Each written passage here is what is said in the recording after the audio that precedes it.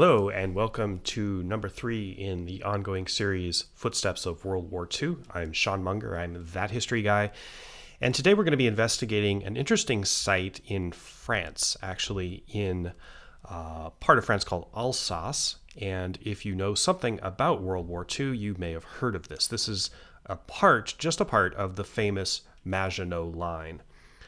This is a fort near Oberhof in France. And it's not far from the Rhine River, and it's part of the Maginot Line.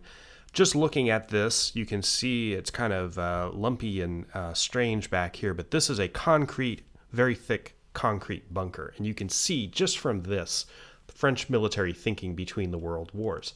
Heavily fortified bunker, static guns, definitely built for a defensive war. France was deeply afraid of Germany in the years after World War I.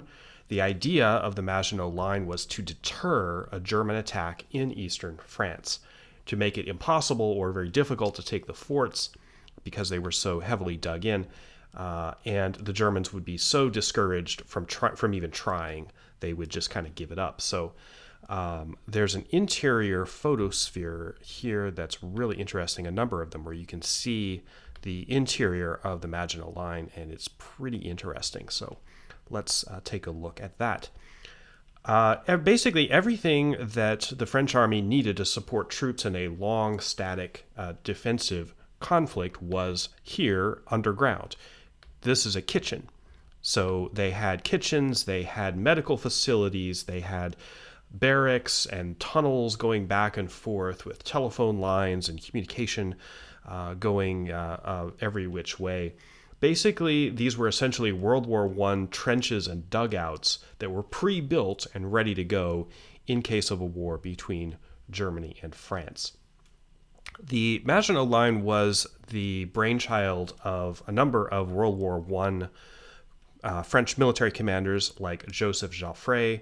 He was instrumental in getting it built. But after a lot of political wrangling, this was not uncontroversial.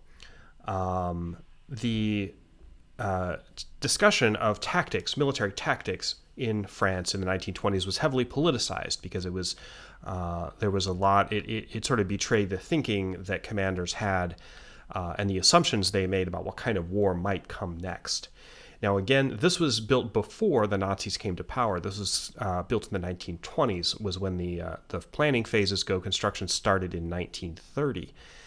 This cost the French 3 billion francs, which was not an insignificant sum for a country deeply mired in the midst of the Great Depression.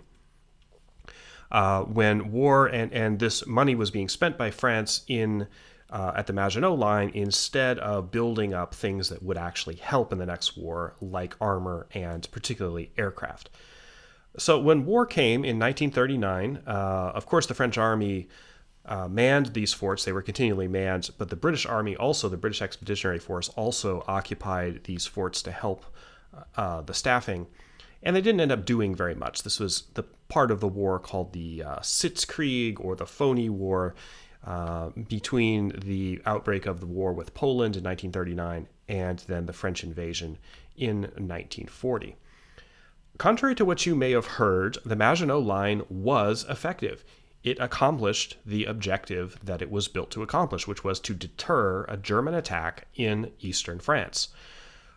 In fact, a German attack in eastern France did not happen because the German army, when they invaded France in May 1940, they went around it, basically, and they went through Holland and Belgium first. So in that sense, it didn't deter a German attack at all, but it did force the Germans to take another route, and that's what happened. But of course, strategically, the Maginot Line was pretty useless.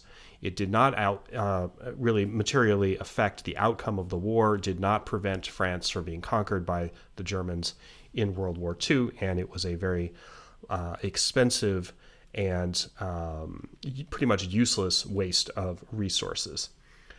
And of course, it was that because the tactics of World War II turned out very differently than the military commanders had thought.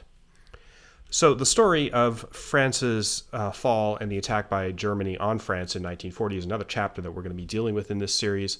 But this was a brief look at the Maginot Line. My name's Sean Munger, That History Guy. My website's at thathistoryguy.com. I teach history courses online. I also have a Patreon and a historical podcast called Second Decade. So thank you very much for joining me.